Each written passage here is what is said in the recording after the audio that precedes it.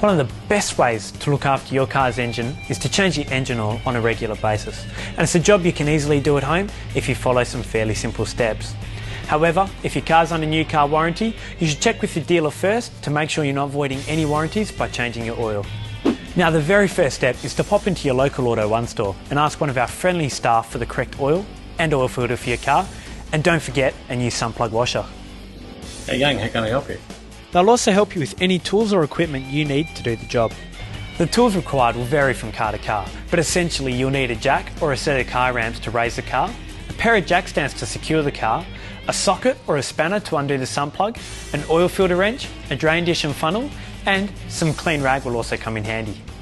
Now we have everything we need to do the job, let's get on with it.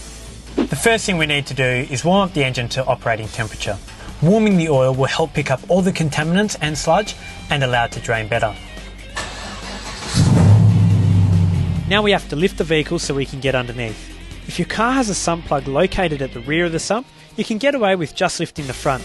However, if the plug is in the middle or the front of the sump, then you have to lift the whole car, as the car must be levelled to drain all the oil. Now I must stress, never get under any sort of vehicle while it's only supported by a jack. Jacks can fail, therefore always secure it with jack stands. Okay, the car is up and secure and the engine warm.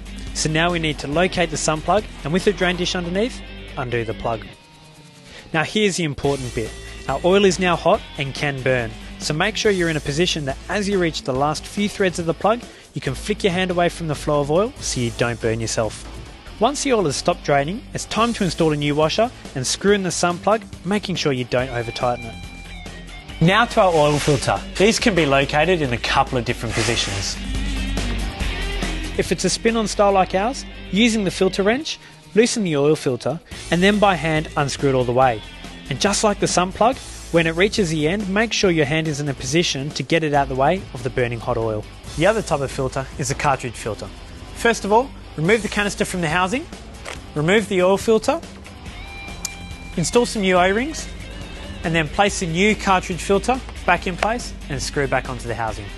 Before we install our new oil filter, always put a smear of oil on the seal to stop it sticking and screw it back on until the rubber seal contacts the housing and then 3/4 of a turn, no more. Okay, now everything's done underneath, all we have to do is refill the oil and check for any leaks. It's always best to know your car's oil capacity before starting the job, so you know how much to put back in. If you're not too sure, the guys at Auto One can help you when you grab your oil.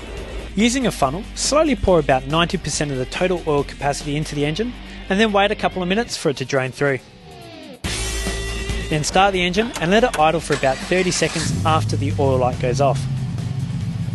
Then turn off the engine. Check underneath for oil leaks. If all is okay, it's time to put the car back onto level ground. Then top up the oil to the full mark on the dipstick. Be careful not to overfill the engine, as this will cause as many problems as not having enough oil. Well, there you have it, a simple oil change that will keep your engine running at peak performance and when done regularly can save you money.